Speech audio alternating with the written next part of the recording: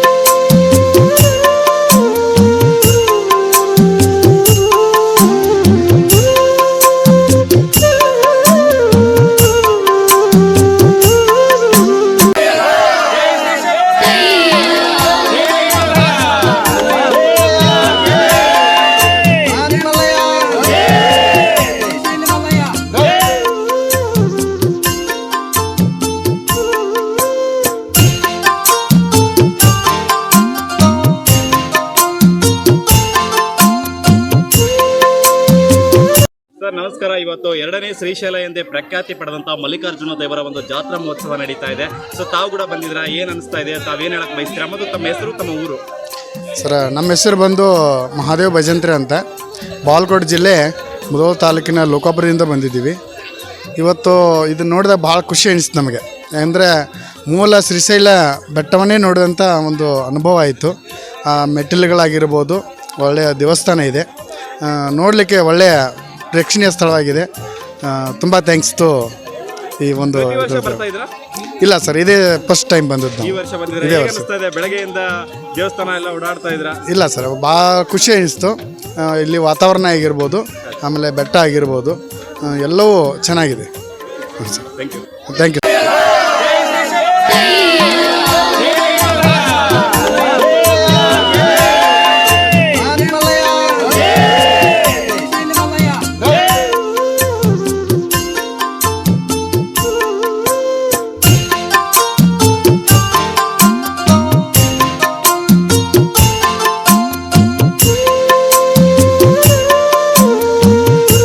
ನಮ್ದು ಮಾರಲ್ದಿಂದ ನಾವು ಎಲ್ಲ ಬಂದಿರೋದು. ಓಕೆ ಪ್ರತಿ ವರ್ಷ ಬರ್ತೀವಿ ರೀ.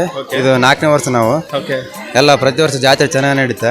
ಯಾರೆಲ್ಲ ಬಂದಿದ್ರಾ? ಇಲ್ಲೆಲ್ಲ ನಮ್ಮ ಹುಡುಗರು ಬಂದಿದ್ವಿ. ನಿಮ್ಮ ಫ್ರೆಂಡ್ಸ್ ಆಗಿರಲ್ಲ? ಎಲ್ಲ ಫ್ರೆಂಡ್ಸ್ ಏನ್ ತಮ್ಮ. ಅನಿಸ್ತಾ ಇದೆ ಇವತ್ತು? ಫುಲ್ ಅದ್ದೂರಿಯಾಗಿ ಜಾತ್ರಾ ಮಹೋತ್ಸವ ನಡೀತಾ ಇದೆ. ಇಲ್ಲ, ಪ್ರತಿ ವರ್ಷ ಚೆನ್ನಾಗಿ ನಡೀತೆ. ಇದು ವರ್ಷ ನಾವು ಬಂದಿವಿ ರೀ. ಓಕೆ ಇದು ಕರ್ನಾಟಕದಲ್ಲಿ 2ನೇ ಮಲೆ ಅಂತಲೂ ಹೇಳ್ಕೊಳ್ಬೋದು. ಅದೇ ರೀತಿಯಾಗಿ ಇದು ಸುತ್ತಮುತ್ತ ಹಳ್ಳಿಗೆ ಇದು ತುಂಬ ಪ್ರಸಿದ್ಧವಾದ ಮಲೆ ದೇವಸ್ಥಾನ. ಪ್ರತಿ ವರ್ಷ ಅಂತಲೇ ಈ ವರ್ಷವೂ ಅದ್ದೂರಿಯಾಗಿ ಜರುಗುತ್ತೆ ಜಾತ್ರೆ ಮಹೋತ್ಸವ. ಈ ಹಲವಾರು ಭಕ್ತರು ಬೇರೆ ಬೇರೆ ಹಳ್ಳಿ ಕಡೆಯಿಂದ ಇದ್ದೀವಿ, ಬೇರೆ ಬೇರೆ ಊರಿಂದ ಇದ್ದೀವಿ, ಎಲ್ಲ ಕಡೆಯಿಂದನೂ ಬರ್ತಾ ಇದ್ದಾರೆ ಇಲ್ಲಿಗೆ.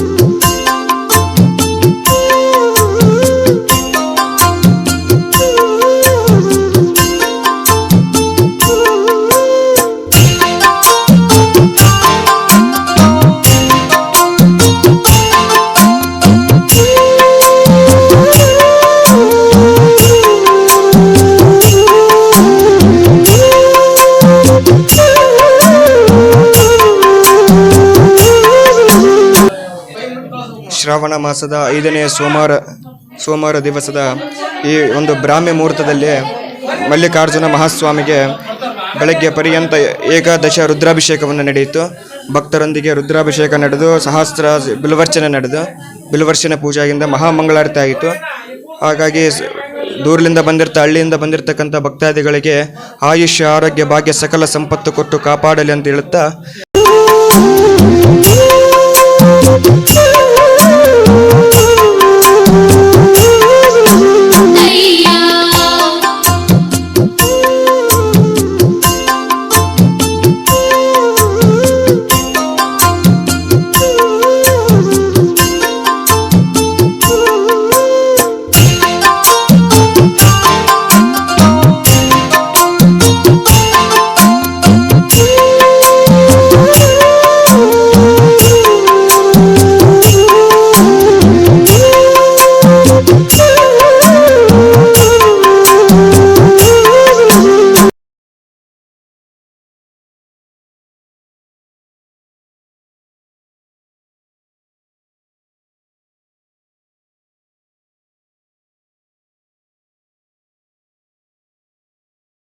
ನಮಸ್ಕಾರಗಳು.